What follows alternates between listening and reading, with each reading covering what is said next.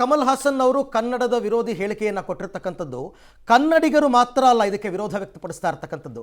ಬೇರೆ ಬೇರೆ ರಾಜ್ಯದಲ್ಲೂ ಕೂಡ ಕಮಲ್ ಹಾಸನ್ ಅವರ ಹೇಳಿಕೆಗೆ ವಿರೋಧ ವ್ಯಕ್ತವಾಗ್ತಾ ಇದೆ. ಈಗ ನೋಡಿ, ರಿಯಲ್ ಸ್ಟಾರ್ ನಾನಿ ಅಂತಂದ್ಬಿಟ್ಟು ತೆಲುಗು ನಟ ಮತ್ತು ನಿರೂಪಕ ಆತ ಟ್ವೀಟ್ ಮಾಡಿದರೆ, ಸಾಕು ಸರ್ ಸಾಕು, ನಿಲ್ಲಿಸಿ ನಿಮ್ಮ ಮಾತುಗಳನ್ನ, ನಿಮ್ಮ ಉದ್ದಟತನವನ್ನು ನಿಲ್ಲಿಸಿ ಅನ್ನೋ ಅರ್ಥದಲ್ಲಿ ನಾಣಿ ಅವರು ಟ್ವೀಟ್ ಮಾಡಿದ್ದಾರೆ.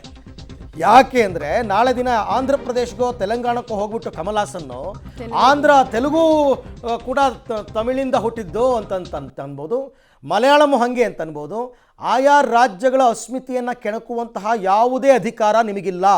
ಈಗಲೇ ಹೇಳ್ತಾ ಇದ್ದೀನಿ, ನಿಮಗೆ ಅಂತಂದರೆ ನಾಟ್ ಓನ್ಲಿ ಕಮಲ್ ಹಾಸನ್, ಅದು ಯಾರೇ ಆಗಿರ್ಬೋದು, ಅವ್ರಿಗೆ ಅವರ ಭಾಷೆಯ ಬಗ್ಗೆ ಅಭಿಮಾನ ಇದ್ದೇ ಇರುತ್ತೆ, ಅದು ಹೆಚ್ಚು. ಹಾಗಾಗಿ ನಾಣಿ ಕೂಡ ಟ್ವೀಟ್ ಮಾಡಿದ್ದಾರೆ. ಈ ಬಗ್ಗೆ ನಾನು ಮತ್ತೆ ಮಾತುಕತೆಯನ್ನು ಮುಂದುವರಿಸ್ತೀನಿ ನಾಗತಿಹಳ್ಳಿ ಚಂದ್ರಶೇಖರ್ ಅವ್ರ ಜೊತೆಯಲ್ಲಿ. ಸರ್, ಒಂದು ಒಳ್ಳೆ ಬೆಳವಣಿಗೆ ಏನಂತಂದರೆ ಬೇರೆ ಬೇರೆ ರಾಜ್ಯಗಳಲ್ಲೂ ಕೂಡ ಕಮಲ್ ಹಾಸನ್ ಅವರ ಹೇಳಿಕೆಗಳಿಗೆ ವಿರೋಧ ವ್ಯಕ್ತವಾಗ್ತಾ ಇದೆ. ನನ್ನ ಪ್ರಕಾರ ಆಯಾ ಭಾಷೆಗಳ ಅಸ್ಮಿತೆಯ ವಿಚಾರ ಬಂದಾಗ ಇದು ಗುಡ್ ಡೆವಲಪ್ಮೆಂಟ್ ಅಂತ ತಾವೇನು ಹೇಳ್ತೀರಾ ಸರ್? ಇದು ಬಹಳ ಉತ್ತಮವಾದಂತಹ ಒಂದು ಬೆಳವಣಿಗೆ. ಯಾಕೆಂದರೆ ಈಗ ಜಗತ್ತು ವಿಜ್ಞಾನದ ಜೊತೆಗೆ ಅದರ ಜೊತೆಗೆ ತನ್ನ ನಡಿಗೆಯನ್ನು ನಡೀತಾ ಇದೆ. ಈಗ ಒಂದು ಕಾಲಕ್ಕೆ 2000 ವರ್ಷ 3000 ವರ್ಷ ಅಂದಾಗ ಸರಿಯಾದ ಪುರಾವೆಗಳು ದಾಖಲೆಗಳಿರ್ತಿರಲಿಲ್ಲ, ಓದಲಿಕ್ಕೆ ಸಾಧ್ಯ ಆಗ್ತಿರಲಿಲ್ಲ. ಲಿಪಿಗಳನ್ನು ಸಂಗ್ರಹ ಸಂಶೋಧನೆ ಬಹಳ ಪ್ರಾಥಮಿಕ ಹಂತದಲ್ಲಿತ್ತು. ಇವತ್ತು ನೀವು ಮೈಸೂರಿಗೆ ಹೋದರೆ ಭಾರತೀಯ ಭಾಷಾ ಸಂಸ್ಥಾನ ಇದೆ, ಅಲ್ಲಿ ತಮಿಳು ಪ್ರೊಫೆಸರ್ಸ್ಗಳಿದ್ದಾರೆ, ಬೇರೆ ಭಾಷೆ ಪ್ರೊಫೆಸರ್ಸ್ಗಳು ಇದ್ದಾರೆ, ಆಯಿತಾ. ಹಾಗಾಗಿ ಜಗತ್ತು ಎಲ್ಲವನ್ನು ವಿಜ್ಞಾನದ ಬೆಳಕಿನಲ್ಲಿ ನೋಡಲಿಕ್ಕೆ ಪ್ರಾರಂಭ ಮಾಡುತ್ತೆ. ಆ ವಿಜ್ಞಾನದ ಬೆಳಕಲ್ಲಿ ನೋಡುವಾಗ ಇವರು ಏನು ಮಾಡಿದ್ದಾರೆ ಅಂತಂದರೆ, ಕಮಲ್ ಹಾಸನ್ ಅವರು ಆ ಸಂದರ್ಭದಲ್ಲಿ ಯಾಕೆ ಅದು ಮಾತಾಡಿದ್ರೆ ನನಗೇನು ಅರ್ಥ ಆಗ್ತಾ ಇಲ್ಲ.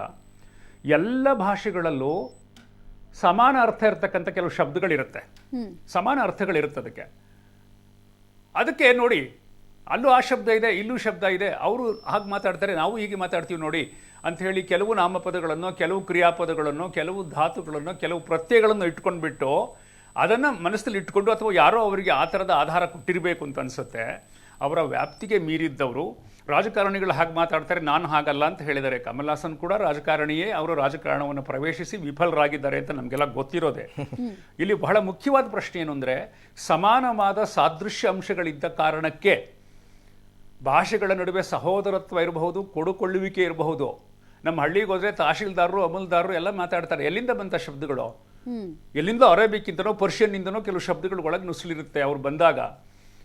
ಆ ಥರದ ಸಮನ್ವಯ ಆಗಿರುತ್ತೆ ಹೊರತು, ಈಗ ಕನ್ನಡದಲ್ಲಿ ಕೊಲ್ಲು ಅಂತಾರೆ, ಇಂಗ್ಲೀಷಲ್ಲಿ ಕಿಲ್ ಅಂತಿದೆ. ಅದಕ್ಕೆ ನಾವು ಇಂಗ್ಲೀಷ್ ನಮ್ಮ ಸೋದರ ಭಾಷೆ ಅಂತ ಕೂತ್ಕೊಂಡ್ಬಿಟ್ರೆ, ಅಥವಾ ನಮ್ಮ ತಾಯಿ ಭಾಷೆ ಅಂತ ಹೇಳ್ಕೊಂಡ್ಬಿಟ್ರೆ, ಈ ಥರದ ಅವಿವೇಕತನವನ್ನು ಅನೇಕರು ಮಾಡ್ತಾರೆ. ನೋಡಿ, ಅಲ್ಲೂ ಇದೆ ಇಲ್ಲೂ ಇದೆ, ಅದರಿಂದ ಇದೆಲ್ಲ ಒಂದೇ ಅಂತ. ಹಾಗಲ್ಲ. ಭಾಷೆ ಬೆಳೀತಾ ಬೆಳೀತಾ ತನ್ನದೇ ಚಾಪನ್ನು ಪಡ್ಕೊಂಡು ಬೆಳ್ಕೊಂಡು ಹೋಗಿದೆ. ಇವತ್ತು linguistic science is A very important subject across the globe. ತುಂಬ ವಿಶ್ವವಿದ್ಯಾನಿಲಯಗಳು ಅದನ್ನು ಓದ್ತಾ ಇದ್ದಾರೆ. ಇದರ ಎಚ್ಚರ ಇರಬೇಕು ಕಮಲ್ ಹಾಸನ್ ಅವ್ರಿಗೆ. ಅವರು ಈಗ ಸಿನಿಮಾ ಪ್ರಚಾರಕ್ಕೆ ಇದನ್ನು ಯಾಕೆ ತಂದ್ರು ಅಂತ ನನಗಿನ್ನೂ ದೊಡ್ಡ ಸೋಜಿಗ ಅನ್ಸುತ್ತೆ. ಅನಗತ್ಯವಾಗಿತ್ತು. ಸರ್ ಒಂದು ವಿಚಾರ ಹೇಳ್ಬಿಡ್ತೀನಿ ನಾಗತಿಹಳ್ಳಿ ಸರ್, ಒಂದು ವಿಚಾರ ಹೇಳ್ಬಿಡ್ತೀನಿ. ಮಾಡ್ಲಿಕ್ಕೆ ಇಷ್ಟಪಡ್ತಾರೆ. ನೋಡಿ, ಆ ಸಿನಿಮಾದ ನಿರ್ಮಾಪಕರು ಬೇರೆಯವರು, ಇವರು ಸಿನಿಮಾದಲ್ಲಿ ನಟನೆ ಮಾಡಿದ್ದಾರೆ. ಸಿನಿಮಾ ಏನಾಗುತ್ತೆ ಏನು ಬಿಡುತ್ತೆ ಅಂತಕ್ಕಂಥದ್ರ ಬಗ್ಗೆ ಅವ್ರಿಗೇನು ತುಂಬ ಲೆಕ್ಕಾಚಾರಗಳಿಲ್ಲ. ಆದರೆ ಅವರು ರಾಜ್ಯಸಭೆಗೆ ಸ್ಪರ್ಧೆ ಮಾಡ್ತಾ ಇದ್ದಾರೆ. ಅವರ ಮಿತ್ರ ಪಕ್ಷ DMK ಕಡೆಯಿಂದ ರಾಜ್ಯಸಭೆಗೆ ಸ್ಪರ್ಧೆ ಮಾಡ್ತಾ ಇದ್ದಾರೆ. ಇದೇ ಜೂನ್ 19ಕ್ಕೆ ಎಲೆಕ್ಷನ್ ಇದೆ. ಅಲ್ಲಿ ಬೇರೆ ಬೇರೆ ಪಕ್ಷದ ಶಾಸಕರ ಓಟ್ ಬೀಳ್ಬೇಕು. ಇವರು ರಾಜ್ಯಸಭೆಗೆ ರಾಜಕಾರಣಿಗಳ ಮಾತಾಡ್ತಾರೆ. ಇಲ್ಲ, ಇದು ಓಟಿನ ಪ್ರಶ್ನೆ ಆಗುವುದಿಲ್ಲ. ಅಂತಿಮವಾಗಿ ಅವರ ವ್ಯಕ್ತಿತ್ವಕ್ಕೆ ಧಕ್ಕೆ ಆಗುತ್ತೆ.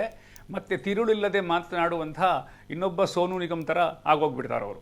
ತಪ್ಪದು, ಹಾಗೆ ಮಾಡಬಾರ್ದು. ಯಾಕಂದರೆ ಕಮಲ್ ಹಾಸನ್ ಅವರ ಹಿನ್ನೆಲೆ ಗೊತ್ತು ನನಗೆ, ಅವರ ಕುಟುಂಬದ ಹಿನ್ನೆಲೆ ಎಲ್ಲ ಗೊತ್ತು. ಇವರು ಯಾಕೆ ಈ ಸಂದರ್ಭದಲ್ಲಿ ಒಂದು ಸಿನಿಮಾ ಜಾಹೀರಾತಲ್ಲಿ ಒಂದು ದೊಡ್ಡ ಭಾಷೆಯನ್ನು ತೆಗೆದುಕೊಂಡು ಎರಡು ಭಾಷೆಗಳನ್ನು ಹೋಲಿಸುವಂಥ, ಅದರ DNA ಪರೀಕ್ಷೆ ಮಾಡುವಂಥ ಅಗತ್ಯ ಇವರಿಗೆ ಏನಿತ್ತು? ಮಾಡಬೇಕಾದ್ರೆ ಬರಲಿ, ಒಂದು ಲಿಂಗ್ವಿಸ್ಟಿಕ್ ವೇದಿಕೆಗೆ ಬರಲಿ, ಎಲ್ಲ ಪಂಡಿತರನ್ನು ಕರೀಲಿ, ಹೋರಾಟಗಾರರನ್ನು ಕರೀಲಿ, ಕನ್ನಡದಲ್ಲಿ ಕೆಲಸ ಮಾಡಿರೋರನ್ನು ಕರೀಲಿ, ತಮಿಳಲ್ಲಿ ಕೆಲಸ ಮಾಡಿರೋರನ್ನು ಕರೀಲಿ, ಚರ್ಚೆ ಇಟ್ಕೊಳ್ಳಿ. That is the way. ಅದು ಬಿಟ್ಟು ಯಾವುದೋ ಸಿನಿಮಾ ಜಾಹೀರಾತಿಗೆ ಬಂದು ಅಲ್ಲಿ ಮಾತನಾಡ್ತಕ್ಕಂಥದ್ದು ಅಧಿಕ ಪ್ರಸಂಗತನ, ಅವಿವೇಕತನದ ಪರಮಾವಧಿ. ಸರ್, ಇದು ಅಸಂಬದ್ಧ ಅಪಸವ್ಯ ಇದು ಈಗಲಿಂದ ನಡ್ಕೊಂಡು ಬಂದಿರೋದಲ್ಲ. ನೀವು ತಮಿಳ್ನಾಡಿನ ಯಾವುದೇ ಜನರನ್ನು ಮಾತಾಡಿಸಿ, ನಾನು ಆಗಲೇ ಒಂದು ಶ್ರೇಷ್ಠತೆಯ ವ್ಯಸನದ ಬಗ್ಗೆ ಹೇಳ್ತಾ ಇದ್ದೆ ನಿಮಗೆ. ಈ ನಮ್ಮ ತುಳು ಭಾಷೆನ, ನಮ್ಮ ಕನ್ನಡದ ಸಹೋದರ ಭಾಷೆ ತುಳು ಭಾಷೆನ ಕೂಡ ಓಲ್ಡ್ ತಮಿಳ್ ಅಂತ ಹೇಳ್ಕೊಂಡು ತಿರುಗಾಡ್ತಾರೆ. ಅದು ನಮ್ಮದೇ ಓಲ್ಡ್ ತಮಿಳ್ ಹಾಗೆ ಇತ್ತು ಅಂತ ಹೇಳ್ಕೊಂಡು ತಿರುಗಾಡ್ತಾರೆ. ಆಮೇಲೆ ಅವರೊಂದು ಪ್ರೊಪೋಗೆಂಡಾನ್ ರನ್ ಮಾಡ್ತಾರೆ, ಇಂಟರ್ನ್ಯಾಷನಲಿ ಪ್ರೊಪೋಗೆಂಡಾನ್ ರನ್ ಮಾಡ್ತಾರೆ. ನಾವೀಗ ರಾಜ್ಯದಲ್ಲಿ ಧಿಕ್ಕರಿಸ್ತೀವಿ ಕಮಲ್ ಹಾಸನ್ನ, ಸರಿ, ಬಟ್ ಇಂಟರ್ನ್ಯಾಷನಲಿ ಕಮಲ್ ಹಾಸನ್ ಅವರ ವಾದಕ್ಕೆ ಪುರಸ್ಕಾರ ಸಿಗೋ ರೀತಿ ಅವ್ರು ನೋಡ್ಕೊಳ್ತಾರೆ ಇಂಟರ್ನ್ಯಾಷನಲ್ ಲೆವೆಲ್ನಲ್ಲಿ.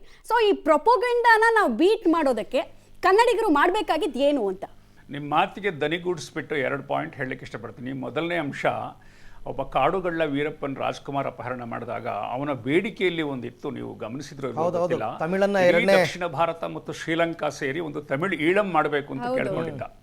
ಅದು ದುರಭಿಮಾನದ ದುರಹಂಕಾರದ ಒಂದು ಉದಾಹರಣೆ. ಇಂಥ ಮನೋಭಾವ ಕೆಲವರಲ್ಲಿದೆ. ನಾನು ಎಲ್ಲ ತಮಿಳರ ಬಗ್ಗೆ ಹಾಗೆ ಹೇಳಲ್ಲ. ನನಗೆ ತಮಿಳಿನಲ್ಲಿ ತುಂಬ ಒಳ್ಳೆಯ ಕ್ರಿಯೇಟಿವ್ ಆದಂಥ ಮೈಂಡ್ ಗೊತ್ತು, ಸೆಕ್ಯುಲಾರ್ ಮೈಂಡ್ ಗೊತ್ತು, ಎಲ್ಲ ಭಾಷೆ ಗೌರವಿಸೋರು ಗೊತ್ತು. ಕೆಲವರು ಹೀಗಿದ್ದಾರೆ. ಹೀಗಾಗಿ ಅವರಿಗೆ ಒಂದು ತಪ್ಪು ಕಲ್ಪನೆ ಇದೆ. ನೋಡಿ, ಭಾಷೆ ಎಲ್ಲಿಂದ ಹುಟ್ಟುತ್ತೆ? ಬಾಯಿಂದ ಇನ್ನೊಬ್ಬನ ಕಿವಿಗೆ ತಲುಪೋದ್ರಿಂದ. ಒಬ್ಬ ಹೇಳ್ತಾನೆ, ಇನ್ನೊಬ್ಬ ಕೇಳ್ತಾನೆ, ಅದರಿಂದ ಭಾಷೆ ಹುಟ್ಟುತ್ತೆ, ಬೆಳೆಯುತ್ತೆ, ಮಾತನಾಡ್ತಾ. ಆದರೆ ಒಂದು ನಂಬಿಕೆ, ಅವ್ರು ಹೇಳೋದು ಶಿವನ ಡಮರುಗದಿಂದ ತಮಿಳು ಬಂತು, ಈ ಥರದ್ದೆಲ್ಲ ಕಥೆಗಳನ್ನು ಹಬ್ಬಿಸ್ತಾರೆ. ನಂಬಿಕೊಳ್ಳಿ, ಅವರು ಪ್ರಚಲಿತವಾದ ನಂಬಿಕೆಗಳು ಇಟ್ಕೊಳ್ಳೋದು ನಮ್ದು ಏನಿಲ್ಲ. ದೈವಿಕವಾಗಿ ನಮ್ಮಲ್ಲಿ ಭಾಷೆ ದೈವ ಅನ್ಲಿ, ಭಾಷೆ ತಾಯಿ ಅನ್ಲಿ, ಅದು ಅವರವರ ಹಕ್ಕು. ನಮಗೆ ನಮ್ಮ ಭಾಷೆ ದೇವರು, ಅವ್ರಿಗೆ ಅವ್ರ ಭಾಷೆ ದೇವರು. ಆದರೆ ಇನ್ನೊಬ್ಬರ ಜೊತೆಗೆ ಹೋಲಿಸುವಾಗ ಎಚ್ಚರ ಬೇಕು, ತುಂಬ ಎಚ್ಚರ ಬೇಕು. ಆಮೇಲೆ ಕಮಲ್ ಹಾಸನ್ ಅವರು ದುಡುಕಿ ಮಾತನಾಡೋದ್ರಲ್ಲಿ ತುಂಬ ಪ್ರವೀಣರು, ಮತ್ತು ಮಾತು ಬದಲಾಯಿಸೋದ್ರಲ್ಲೂ ಪ್ರವೀಣರು. ಇದೇ ಬೆಂಗಳೂರು ಅರಮನೆ ವೇದಿಕೆಯಲ್ಲಿ ಅವರು ಚಿಕ್ಕಮ್ಮ ಅಂತ ಹೇಳಿದರು. ಚಿಕ್ಕಮ್ಮ ಹೇಗೆ ಮಗಳಾಗ್ಬಿಡ್ತಾಳೆ? ಚಿಕ್ಕಮ್ಮ ಹೇಗೆ ಮಗಳಾಗ್ತಾಳೆ? ಎಸ್ ಸರ್, ನಾವು ಆ ವೇದಿಕೆಯಲ್ಲಿದ್ದೆ. ಅಷ್ಟೊಂದು ಬಹಳ ಕಾವೇರಿ ವಿಚಾರ ಬಂದ ಕೂಡಲೇ ಎಲ್ಲ ಸೋದರರಾಗ್ಬಿಡ್ತೀವಿ. ಬೇರೆ ಸಂದರ್ಭ ಬಂದಾಗ ಕೂಡ ಅವರು ತಮ್ಮ ಮೇಲುಗಾರಿಕೆಯನ್ನು ಸ್ಥಾಪಿಸಲಿಕ್ಕೆ ಪ್ರಯತ್ನ ಮಾಡ್ತಾರೆ. ಸರ್, ನಮ್ಮ ದೇಶದಲ್ಲಿ, ನಮ್ಮ ದ್ರಾವಿಡ ಗುಚ್ಛದಲ್ಲಿ ಪ್ರಬಲವಾದ ಭಾಷೆ ಆಗಿದೆ ತಮಿಳು. ನಮ್ಮ ದೇಶದಲ್ಲಿ ನಾನು ಕಂಡಂತೆ ಒಂದು 7-8 ಜನ ಇದ್ದಾರೆ ಈ ಥರ ನಟರು, ಸಿನಿಮಾ ನಟರು. ಅಂದರೆ ಅವ್ರಿಗೇನಾಗಿರುತ್ತೆ ಅಂತಂದರೆ, ಬೇರೆ ಯಾರಿಗೂ ಸಿಗದಂತಹ ಕೆಲವೊಂದು ಪಾತ್ರಗಳು ಸಿನಿಮಾದಲ್ಲಿ ಅವ್ರಿಗೆ ಸಿಕ್ಬಿಟ್ಟಿರುತ್ತೆ. ಅಂಥ ಪಾತ್ರಗಳನ್ನು ಮಾಡಿಬಿಟ್ಟಿರ್ತಾರಲ್ಲ, ಬೇರೆಯವ್ರನ್ನ ಕೀಳಾಗಿ ಕಾಣೋದು. ನಾನೇ ತುಂಬ ಬುದ್ಧಿವಂತ, ನಾನೇ ಎಲ್ಲವನ್ನ ತಿಳ್ಕೊಂಡಿರೋದು, ಇವ್ರು ಯಾರಿಗೂ ಗೊತ್ತಿಲ್ಲ, ಬರೀ ಸಿನಿಮಾದಲ್ಲಿ ಫೈಟಿಂಗ್ ಮಾಡಿಕೊಂಡು ಡ್ಯಾನ್ಸ್ ಮಾಡ್ಕೊಂಡು ಸುಮ್ಮನಾಗ್ಬಿಡ್ತಾರೆ. ಈ ಥರದ ಶ್ರೇಷ್ಠತೆ ಅವರಲ್ಲೂ ಇರುತ್ತೆ. ಇದರ ಅಪಾಯ ಏನು ಗೊತ್ತಾ? ಇದರ ಅಪಾಯ ಏನು ಹೇಳ್ತೀನಿ ಅಂದರೆ, ಇದನ್ನು ನಂಬುವ ಮತ್ತು ಆಚರಿಸುವಂಥ ಅನೇಕ ಮೂರ್ಖರು ಉಟ್ಕೊಂಡ್ಬಿಡ್ತಾರೆ. ಒಬ್ಬೊಂದು ದೊಡ್ಡ ನಟ ಹೇಳಿದಾಗ ಇದು ಅಪಾಯ. ಇದನ್ನು ನಾವು ಖಂಡಿಸಬೇಕು ವೇದಿಕೆಗಳಲ್ಲಿ.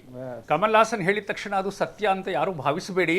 ಹೌದು, ಅವರು ಎಚ್ಚರವಿಲ್ಲದೆ ಮಾತನಾಡಿದ್ದಾರೆ ಅನ್ನೋದನ್ನು ನಾವು ಮತ್ತೆ ಕನ್ನಡಿಗರಿಗೂ, ತಮಿಳರಿಗೂ, ವಿಶ್ವದ ಎಲ್ಲ ಭಾಷಾ ಬಂಧುಗಳಿಗೂ ಹೇಳಬೇಕು. ಯಾಕೆಂದರೆ ಅಂತಿಮವಾಗಿ ನಾವೆಲ್ಲ ಸೋದರ ಭಾಷೆಗಳಾದ್ರಿಂದ ನಾವು ಸ್ನೇಹದಿಂದ ಇರಬೇಕು, ಪ್ರೀತಿ ವಾತ್ಸಲ್ಯದಿಂದ ಇರಬೇಕು. ಬಟ್ ಕಮಲ್ ಹಾಸನ್ ಅವರು ಮಾಡ್ತಕ್ಕಂಥ ಈ ಕಿಡಿಗೇಡಿತನದಿಂದ ಅಂತಹ ಒಂದು ಸೌಹಾರ್ದತೆಗೆ ಧಕ್ಕೆ ಬರುತ್ತೆ. ಈಗ ತುಳು ಭಾಷೆ ಕನ್ನಡದಷ್ಟೇ ಶ್ರೀಮಂತವಾದ ಜನಪದವುಳ್ಳಂತಹ, ಪಾಡ್ದನವನ್ನು ಹುಟ್ಟಂತಹ, ಯಕ್ಷಗಾನ ಹೊಂದಿರತಕ್ಕಂಥ, ಜನಪದ ಕಥೆಗಳಿಂದ ಇರತಕ್ಕಂಥ ಭಾಷೆ. ನಾವು ಅದನ್ನು ಗೌರವದಿಂದ ಕಾಣಬೇಕು. ಯಾವ ಹಂತದಲ್ಲೂ ಯಾವ ಕನ್ನಡಿಗರು ತುಳುವನ್ನು ಕಡಿಮೆ ದರ್ಜೆಯ ಭಾಷೆ ಅಂತ ಹೇಳೋ ಹಾಗಿಲ್ಲ, ಕೂಡುದು. Very true. ಹಾಗಿರುವಾಗ ಭಾಷೆಗಳ ನಡುವೆ ಒಂದು ಪ್ರೇಮ ಸಮಾನತೆ ಇರುವಾಗ ಇವರು ಯಾವುದೋ ಸಿನಿಮಾದ ಜಾಹೀರಾತಿನಲ್ಲಿ ಈ ಥರ ಮಾತನಾಡಿರ್ತಕ್ಕಂಥದ್ದು ತಪ್ಪು, ಅದು ಖಂಡನೀಯವಾದ. Final comment sir. ಚಿತ್ರರಂಗವನ್ನು ನಾವು ಭಾಷಾ ಪ್ರಪಂಚದ ಜೊತೆಗೆ ಬೆಸೆದುಕೊಂಡು ನೋಡೇ ಇಲ್ಲ. ಯಾವುದೇ ಭಾಷೆಯಲ್ಲಿ ಚಿತ್ರ ಬಂದರೂ ಕಂಟೆಂಟ್ ಚೆನ್ನಾಗಿದ್ರೆ ನಾವೆಲ್ಲರೂ ಕೂಡ ಹೃದಯ ವೈಶಾಲ್ಯತೆಯನ್ನು ತೋರಿಸ್ಕೊಂಡು ಅದನ್ನು ಅಪ್ಕೊಳ್ತಾ ಇದ್ವಿ. ಬಟ್ ಇಂಥವ್ರು ಕೆಲವರು ಒಂದು ರೇಖೆಯನ್ನು ಸೃಷ್ಟಿ ಮಾಡಿಬಿಡ್ತಾರೆ, ಒಂದು ಡಿಫ್ರೆನ್ಸನ್ನು ಸೃಷ್ಟಿ ಮಾಡಿಬಿಡ್ತಾರೆ. ಸೊ ಅಂಥ ನಟರಿಗೆ ಕಡೆಯದಾಗಿ ಒಂದು ಕಿವಿ ಮಾತನ್ನು ಏನು ಹೇಳ್ತೀರಾ? ಅವ್ರಿಗೆ ನೋಡಿ, ಕಮಲ್ ಹಾಸನ್ ಅವರು ಒಂದು ಮಾತು ಹೇಳಿದ್ದಾರೆ, ನಾವು ತಮಿಳರು ಎಲ್ಲವನ್ನು ಒಪ್ಪಿಕೊಳ್ಳುತ್ತೇವೆ. ನೋಡಿ, ಜಯಲಲಿತಾ ಮಂಡ್ಯದಿಂದ ಬಂದರು, ಇಲ್ಲಿ ನಮ್ಮ ದೇಶದಲ್ಲಿ, ನಮ್ಮ ರಾಜ್ಯದಲ್ಲಿ ಮುಖ್ಯಮಂತ್ರಿ ಆದರು. MGR ಅಲ್ಲಿಂದ ಬಂದರು, ಮಲಯಾಳಂನಿಂದ ಆದರು, ಇತ್ಯಾದಿಯಾಗಿ ಕೆಲವು ಉದಾಹರಣೆ ಕೊಟ್ಟಿದ್ದಾರೆ. ರಜನಿಕಾಂತ್ ಕನ್ನಡದವರು, ಅವರನ್ನು ನಾವು ಒಪ್ಪಿಕೊಂಡು ಸ್ವೀಕರಿಸ್ತೀವಿ. ಸ್ವೀಕಾರಾರ್ಹವಾದ ಮನಸ್ಸು ನಮ್ಮದು ಅಂತ ಹೇಳ್ತಾರೆ. ಅವರು ತಿಳ್ಕೋಬೇಕಾದ್ದು, ಅವರು ತುಂಬ ಅಧಿಕಾರಸ್ಥರನ್ನು, ಮುಖ್ಯಮಂತ್ರಿ ಹುದ್ದೆಗೆ ಬಂದವರನ್ನು, ಪ್ರಬಲ ರಾಜಕಾರಣಿಯನ್ನು ಸ್ವೀಕರಿಸಿದ್ದಾರೆ. ನಾವು ಕನ್ನಡಿಗರು ಪ್ರತಿ ತಮಿಳಿಗನನ್ನು ನಮ್ಮವರು ಅಂತ ಭಾವಿಸಿದ್ದೇವೆ, ಎಲ್ಲರನ್ನೂ ಒಳಗೊಂಡಿದ್ದೇವೆ. ಬೆಂಗಳೂರಿನಲ್ಲಿ ನಾವು ಪ್ರತಿ ಭಾಷೆಯವರನ್ನು ಗೌರವಿಸಿ ನಡ್ಕೋತೀವಿ. ಪಾಪ ಅವರು ಒಬ್ಬರು MGR ಜಯಲಲಿತಾ ಬಗ್ಗೆ ಮಾತ್ರ ಕೋಟ್ ಮಾಡ್ತಾ, ಅವ್ರಿಗೆ ಗೊತ್ತಿಲ್ಲ ಕನ್ನಡಿಗರ ಸೌಹಾರ್ದತೆ, ಸಜ್ಜನಿಕೆ, ಸೂಕ್ಷ್ಮತೆ ಎಷ್ಟಿದೆ ಅಂದರೆ ಜಾಸ್ತಿ ಆಯಿತು ಅನ್ನೋಷ್ಟಿದೆ ನಮಗೆ. ಅವ್ರು ಹೇಳಿದಾಗ ನಂಗೆ ನಗು ಬರುತ್ತೆ. ಅವರು ಒಂದೆರಡು ಉದಾಹರಣೆ ಕೊಡಬಹುದು, ನಾವು ಕೋಟ್ಯಾಂತರ ಉದಾಹರಣೆ ಕೊಡಬಹುದು ಕನ್ನಡ ಮತ್ತು ತಮಿಳಿನ ಸೋದರ ಸ್ನೇಹಕ್ಕೆ. ಖಂಡಿತ. Thank you sir. Nagathihalli Chandrashekar sir, ಧನ್ಯವಾದ. ಇಲ್ಲಿ ತನಕ ನಮ್ಮ ಜೊತೆ ಜಾಯ್ನ್ ಆದ್ರಿ. ನಿಮಗೆ ಬೇರೆ ಬೇರೆ ಶೆಡ್ಯೂಲ್ ಇದೆ. Thank you very much. ಹಲವಾರು ವಿಚಾರಗಳನ್ನ ಪ್ರಸ್ತಾಪ ಮಾಡಿದ್ದಕ್ಕೆ.